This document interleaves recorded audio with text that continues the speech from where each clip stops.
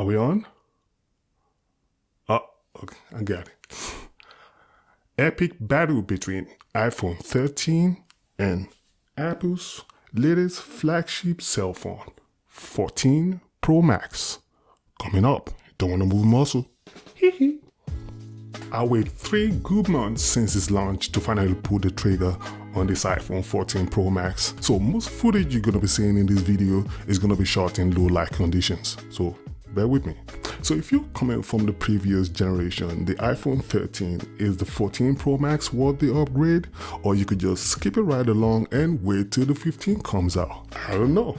But we'll find out in the next several minutes in this epic camera comparison between the 14 Pro Max and the 13.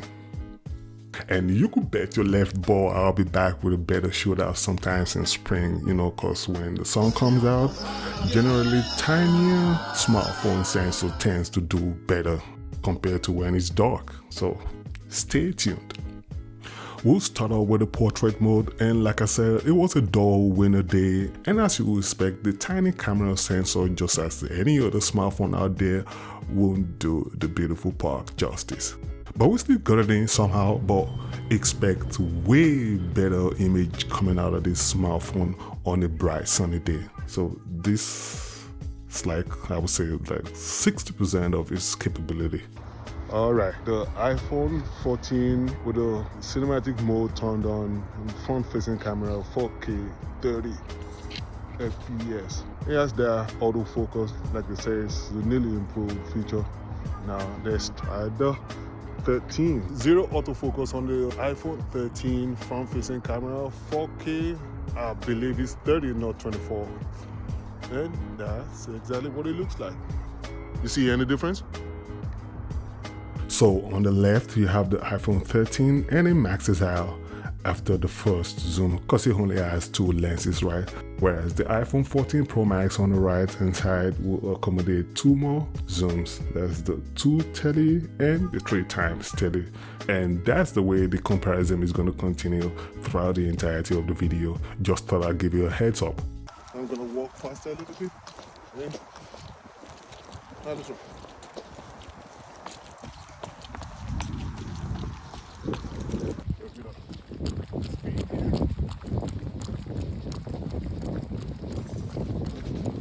And here we go again, 13 on the left, iPhone 14 Pro Max on the right. 2 times tele and 3 times tele.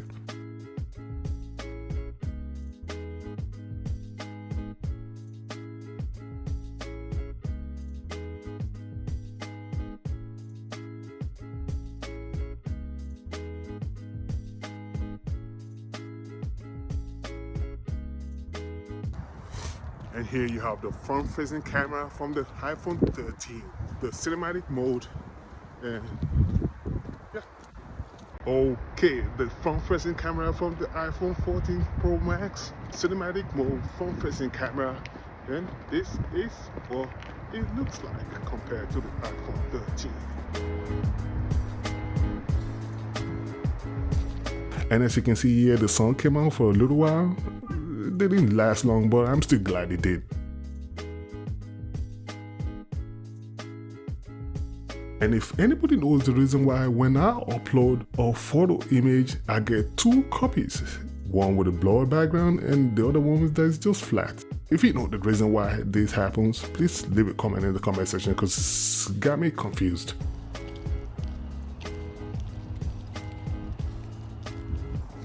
And some of the skies kind of blew out in the 14 Pro Max, while the 13 kind of seemed vibrant if you take a closer look.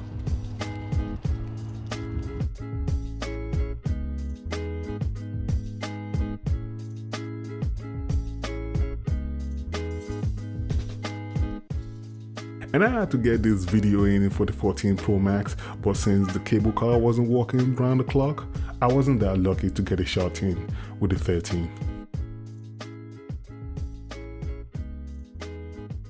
14 Pro Max with the action mode turned on. Now climbing upstairs.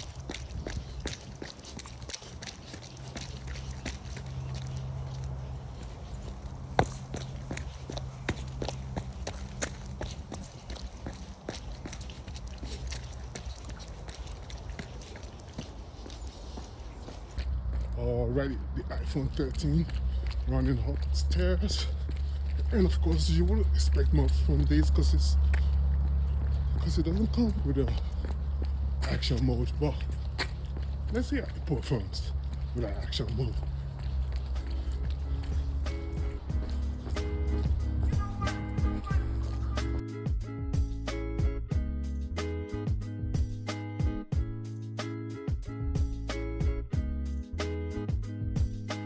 Saw some construction workers in the park, so I had to stop by for a quick slow-mo action.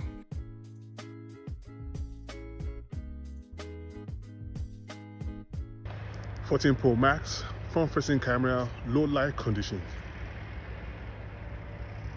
Cinematic mode, front-facing camera, low light condition. iPhone 13. iPhone 14 Pro Max, just gonna walk upstairs. No. 4K 30 rear facing camera on the regular wide. Same scenario, just the 13 right now.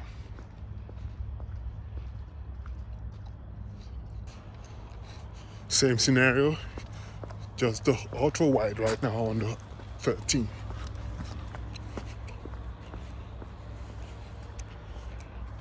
Ultra wide, same scenario.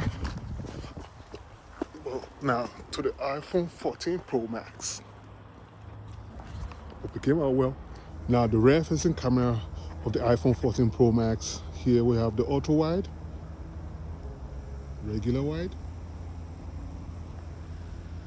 That's the 48 megapixel lens, and then to the telephoto lens. I would consider this low light condition, so to speak. Alrighty, same scenario, except we're on the iPhone 13 right now, the ultra wide lens, and to the regular wide. 4K 30 in both. iPhone 14 Pro Max shooting in low light conditions, regular wide, rear facing camera 4K 30.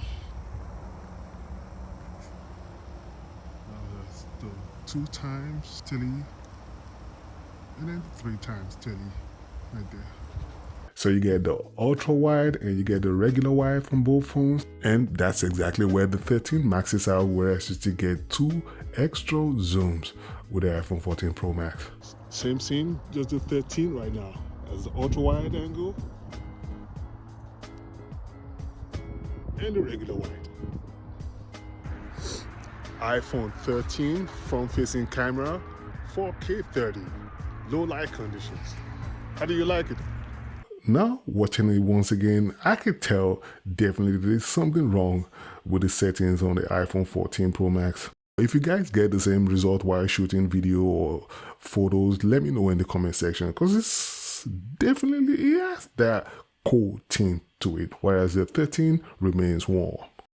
And here's the panorama, something YouTubers rarely talk about. iPhone 13, low light conditions, ultra wide camera, and that's the rear facing camera, right? And now to the regular wide. That's it. 14 Pro Max, ultra wide lens, low light conditions, regular wide. That's the 48 megapixel lens and 3 times tele, low light conditions, rear facing camera.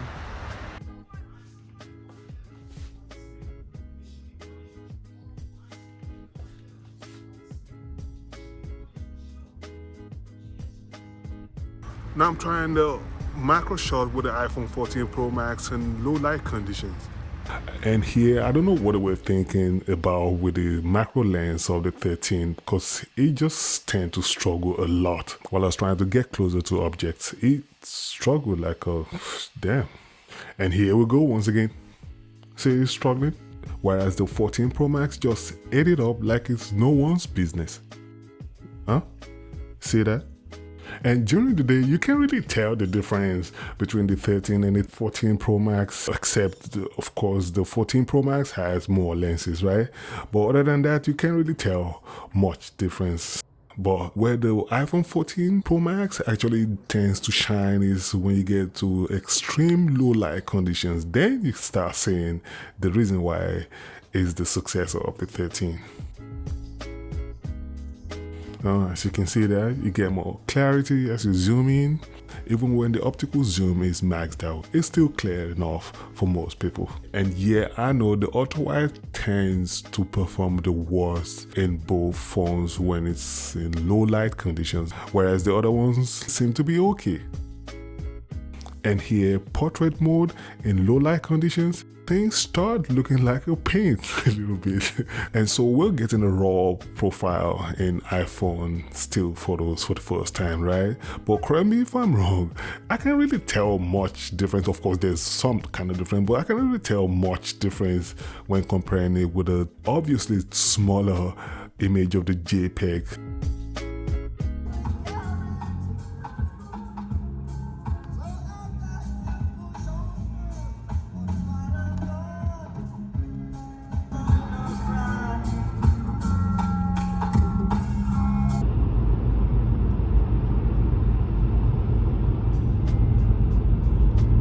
Don't forget to hit that button if you like what you've been watching so far, and check out my other unboxing videos as well.